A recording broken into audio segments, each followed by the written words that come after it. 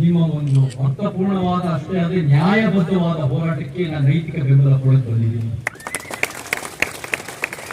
ಕಾರ್ಮಿಕರ ಹೋರಾಟದ ವಿಚಾರಗಳನ್ನ ನನಗೆ ಹೇಳಿದ್ರು ಅಂದ್ರೆ ಸತೀಶ್ ರಾಜನ್ ಅವರು, ತಂಗರಾಜ್ ಅವರು, ಮತ್ತೆ ಮೊಯ್ಡು ಅವರು, ಪ್ರವೀಣ್ ಅವರು, ಮತ್ತೆ ನೀವೆಲ್ಲ ಮುಖಂಡರು ಯಾರ್ಯಾರು ಆರ್ಥಿಕ ಸಮಾನತೆ ಜೊತೆ ಎಲ್ಲಾ ಸಮಾನತೆ ಬಯಸಿಕೊಂಡು ಈ ಒಂದು ಹೋರಾಟ ಮುಂದುವರಿಸ್ತಾ ಇದ್ರು, ನಿಮ್ ಜೊತೆ ನಾನು ಎಂದೆಂದಿಗೂ ನಿಂತಿದ್ದೆ.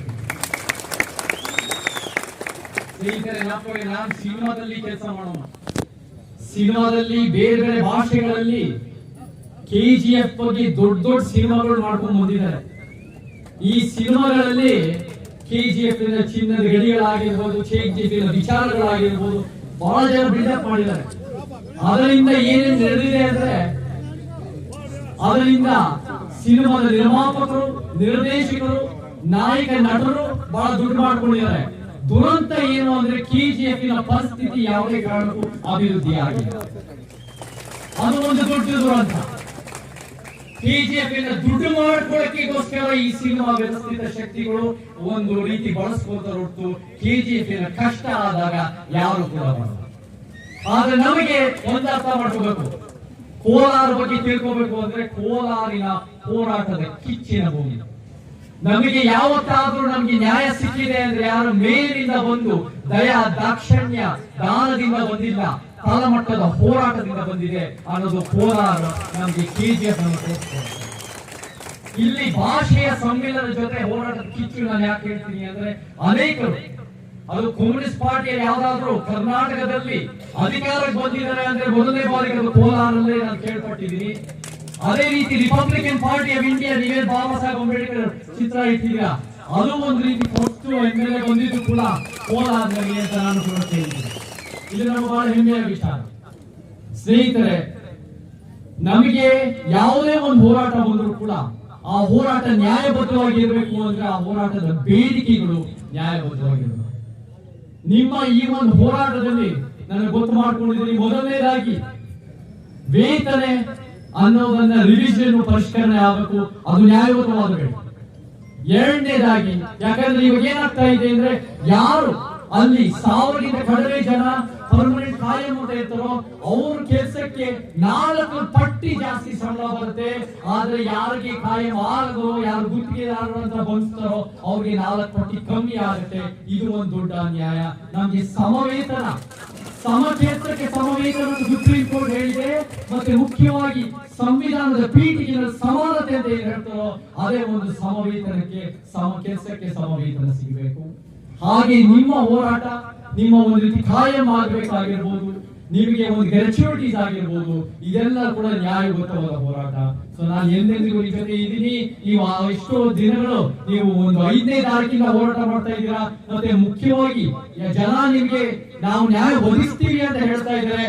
ಆದ್ರೆ ಆ ನ್ಯಾಯ ಬರೋವರೆಗೂ ನೀವು ಬಿಡಲ್ಲ. ಯಾಕಂದ್ರೆ ನಿಮ್ಮ ಹೋರಾಟ ಕಿಚ್ಚು ಅಷ್ಟು ಗಟ್ಟಿಯಾಗಿದೆ, ನಿಮ್ಮ ಪ್ರಾಮಾಣಿಕತೆ ಗಟ್ಟಿಯಾಗಿದೆ ಅಂತ ನನಗೆ ಗೊತ್ತಿದೆ. ಮತ್ತೆ ಈ ವಿಚಾರದಲ್ಲಿ ಯಾರು ಇದನ್ನ ಗಂಭೀರವಾಗಿ ತಗೋಬೇಕು ಅಂದ್ರೆ ಬಹಳ ಮುಖ್ಯವಾಗಿ ಅಂದ್ರೆ, ಯಾರು ಇವತ್ತಿನ ದಿನ ಇದು ಸೆಂಟ್ರಲ್ ಗವರ್ಮೆಂಟ್ ಅದಕ್ಕೆ ಬೆಂಬಲ, ಮತ್ತೆ ಮುಖ್ಯವಾಗಿ ಆದ್ರೆ ಸೆಂಟ್ರಲ್ ಗವರ್ಮೆಂಟ್ ನಮ್ಮ ಕರ್ನಾಟಕದ ಒಂದು ಪ್ರಾದೇಶಿಕ ಪಕ್ಷ ಅಂತ ಹೇಳ್ಕೊಳ್ಳೋರೆ HD ಕುಮಾರಸ್ವಾಮಿ ಅವರು ಹೆವಿ ಇಂಡಸ್ಟ್ರೀಸ್ ನಲ್ಲಿ ಇವಾಗ ಮಿನಿಸ್ಟರ್ ಆಗಿದ್ದಾರೆ. ನಾವು ಕೇಳ್ತೀವಿ ಮುಖ್ಯಮಂತ್ರಿ, ನೀವು ಮಾಜಿ ಮುಖ್ಯಮಂತ್ರಿ ಕುಮಾರಸ್ವಾಮಿ ಅವರೇ, ನಿಮ್ಮ ಮಗನೇ ಚುನಾವಣೆ ಗೆಲ್ಲಬೇಕು ಅಂತ ಚನ್ನಪಟ್ಟಣದಲ್ಲಿರುವ ನೀವು ಇಲ್ಲಿ ಬಂದು ನಮ್ಮ KGF ನಲ್ಲಿ ಈ ಕಷ್ಟಗಳನ್ನ ಅರ್ಥ ಮಾಡ್ಕೊಂಡು ಸುಧಾರಣೆ ಮಾಡ್ಕೊಂಡು ಸರಿಪಡಿಸಕ್ಕೆ ನಿಮ್ಗೆ ಮನಸ್ಥಿತಿ ಇಲ್ವಾ? ನಿಮಗೆ ನಿಜವಾಗ್ಲೂ ನಮ್ಮ ನೀವು ಅಲ್ಲಿ ಆ ಒಂದು ಕೇಂದ್ರದಲ್ಲಿ ನಿಂತ್ಕೊಂಡು ನೀವು ಸರಿ ಮಾಡಕ್ ಅವಕಾಶ ಇದ್ದಾಗಲೂ ಇಲ್ಲೂ ಕೂಡ ಕೋಲಾರನಲ್ಲಿ ಅದೇ MP ಆಗಿ ಗೆದ್ದಿರೋ ವ್ಯಕ್ತಿಗಳಲ್ಲಿ ಕೋಲಾರ ಜನ ಇದ್ದಾಗ ನಿಮ್ಗೆ ಕೋಲಾರಿನ ಕಷ್ಟಗಳು ನೀವು ಕಾಣಿಸಲ್ವಾ, ಕಿವಿ ಕೇಳಿಸಲ್ವಾ? ನಮಗೆ ಬಹಳ ಮುಖ್ಯವಾಗಿ ನಮಗೆ ಸ್ಥಳೀಯರ ಕಷ್ಟ ನಮ್ಗೆ ಬಹಳ ಮುಖ್ಯ. ಯಾಕಂದ್ರೆ ನಾನೇನ್ ಕೇಳ್ಪಟ್ಟಿದ್ದೀನಿ ಅಂದ್ರೆ ಈ ಡಿಜಿಟಲ್ ಡಿವೈಡ್ ಮುಖಾಂತರ ಮತ್ತೆ ಎಲ್ಲೋ ಕಡೆ ಬೇರೆ ಬೇರೆ ಬೀಮಾರು ರಾಜ್ಯಗಳಿಂದ ಕರ್ಕೊಂಡ್ಬಂದು ಕೆಲಸ ಕೊಟ್ಟು ನಮ್ಮ ಸ್ಥಳೀಯರಿಗೆ ಇದೇ ಭಾಗದಲ್ಲಿ ಇದೇ ಊರಿನಲ್ಲಿ ಇದೇ ಎಷ್ಟೋ ದಶಕಗಳ ಕಾಲ ಕೆಲಸ ಮಾಡಿದ್ರು ಕೂಡ ಅವ್ರನ್ನ ನಮ್ಮನ್ನ ಗುರುತಿಸ್ತಾ ಇಲ್ಲ, ಸರೋಜಿನಿ ಮಹಿಷಿ ವರದಿಯನ್ನ ಜಾರಿಗೊಳಿಸ್ತಾ ಇಲ್ಲ ಅನ್ನೋದು ಇದು ಕೂಡ ಬಹಳ ದೊಡ್ಡ ಸಮಸ್ಯೆ. ಇದನ್ನು ಕೂಡ ನಾವು ಅರ್ಥ ಮಾಡ್ಕೋಬೇಕು, ಇದನ್ನು ಕೂಡ ಕಾರ್ಯರೂಪ ತರಬೇಕು. ನಮಗೆ ಕರ್ನಾಟಕಕ್ಕೆ ಬಹಳ ದೊಡ್ಡ ಪರಿವರ್ತನೆ ಬೇಕು. ಯಾರ್ಯಾರು ಈ ಒಂದು ರೀತಿ, ಮತ್ತೆ ಅಷ್ಟೇ ಅಲ್ಲ, ರಾಜನಾಥ್ ಸಿಂಗ್ ಅಂತವರು ಈ ಡಿಫೆನ್ಸ್ ಮುಖ್ಯ ಪಾತ್ರ ವಹಿಸ್ತಾರೆ. ಇಲ್ಲಿ ಕೂಡ ಬೇರೆ ಬೇರೆ ಕಡೆ ಕರ್ನಾಟಕದಲ್ಲಿ ಒಂದು ಬಿಜೆಪಿ ಅನ್ನೋದು ಕೂಡ ಬಹಳ ಪ್ರಬಲ ಬೆಳೀತಾ ಇದೆ. ನೀವು ಕೂಡ ಇಲ್ಲಿ ಗಮನ ಹರಿಸಬೇಕು, ನಿಮ್ಮ ಕೇಂದ್ರ ಸರ್ಕಾರದಲ್ಲೂ ಕೂಡ ನೀವು ಹೇಳಿ ಮಾಡಿಸ್ಬೇಕು ಅಂತ ನಾನು ಹೇಳಕ್ ಇಷ್ಟಪಡ್ತೀನಿ. ಮತ್ತೆ ಮುಖ್ಯವಾಗಿ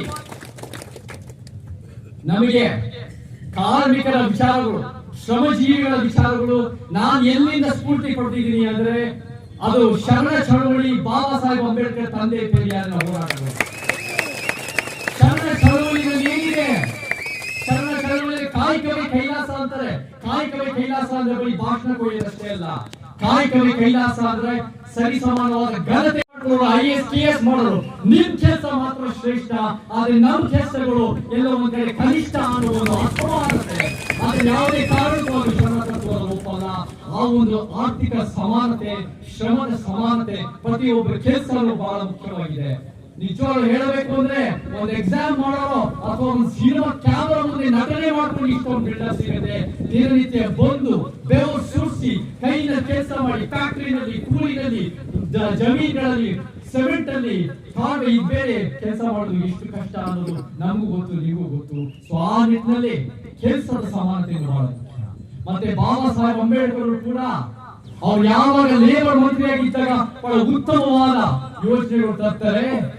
ಮಹಿಳೆಯರಿಗೆ ಬೆನಿಫಿಟ್ಸ್ ಆಗಿರ್ಬೋದು, ಪೇ ಈಕ್ವಾಲಿಟಿ ಆಗಿರ್ಬೋದು, ಬೇರೆ ಬೇರೆ ಬೆನಿಫಿಟ್ಸ್ ತರ್ತಾರೆ. ಸೊ ನಾವು ನಾಲ್ಕು ಇಟ್ಕೊಳ್ಳಿ, ಈ ಒಂದು ಸಮಾನತೆ ಅಂಬೇಡ್ಕರ್, ಪೆರಿಯಾರ್ ಮತ್ತೆ ನಮಗೆ ಶರಣ ತತ್ವ ಅನ್ನೋದು ಇದ್ಯಾವ ಅಸ್ಮಿತೆ ಅಲ್ಲ. ಇದ್ಯಾವ ಒಂದು ವರ್ಗದ, ಒಂದು ಜಾತಿಯ, ಒಂದು ಸಮುದಾಯದ ಸೊತ್ತಲ್ಲ. ಇದ್ಯಾರು ಸಮಾನತೆ, ನ್ಯಾಯ ಮತ್ತು ಸಂವಿಧಾನದ ಪೀಠಿಕೆಯನ್ನ ಎತ್ತಿ ಹಿಡಿತಾರೋ ಅದು ನಮ್ಮೆಲ್ಲರ ಒಂದು ಸಿದ್ಧಾಂತ. ಆ ಒಂದು ಸಿದ್ಧಾಂತ ನಾವು ಮುಂದುವರಿಸಬೇಕು. ಸಮ ಸಮಾಜದ ಕರ್ನಾಟಕದಲ್ಲಿ ನಾನು ಎಂದೆಂದಿಗೂ ನಿಮ್ಮ ಜೊತೆ ಇರ್ತೀನಿ. ಕೊನೆಯದಾಗಿ ನಿಮ್ಮ ಹೋರಾಟ ನ್ಯಾಯಬದ್ಧವಾಗಿದೆ. ನಾನು ಒಂದು ವಚನ ಹೇಳಿ ನನ್ನ ಮಾತು ಮುಗಿಸ್ತೀನಿ. ಅದು ಒಂದು ಶ್ರಮಜೀವಿಗಳ ವಿಚಾರದಲ್ಲಿ, ಅದು ಒಂದು ಕೆಲಸದ ಸಮಾನತೆಯಲ್ಲಿ ಒಂದು ವಚನ. ಮಡಿಕೆಯ ಮಾಡಲು ಮಣ್ಣೇ ಮೊದಲು, ತೊಡಿಗೆಯ ಮಾಡಲು ಹೊನ್ನೇ ಮೊದಲು, ಶಿವಪಥ ನಡೆಯಲು ಗುರುಪಥ ಮೊದಲು, ಕೂಡಲ ಸಂಗಮ ದೇವರ ನಡೆಯಲು ಶರಣರ ಸಂಘವೇ ಮೊದಲು. ಇವತ್ತು KGF ನಲ್ಲಿ ಆ ಒಂದು ನಮ್ಮ ನ್ಯಾಯಕ್ಕೆ, ನಮ್ಮ ಕಾರ್ಮಿಕರ ಶ್ರಮಜೀವಿಗಳ ನ್ಯಾಯಕ್ಕೆ ಆ ಹೋರಾಟದ ಶರಣರ ಸಂಗಮ ಇಲ್ಲಿದೆ. ಎಂದೆಂದು ನಿಮ್ಮ ಜೊತೆ ಇರ್ತೀನಿ. ಎಲ್ಲರಿಗೂ ಜೈ ಕರ್ನಾಟಕ.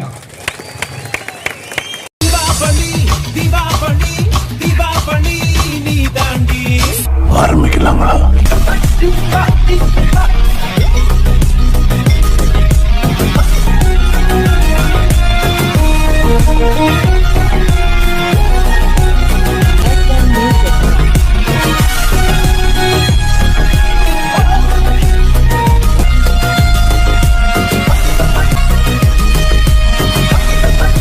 தரம் என்றும் நிரந்தரம், தரம் என்றும் நிரந்தரம், தரம் என்றும் நிரந்தரம். வாங்க.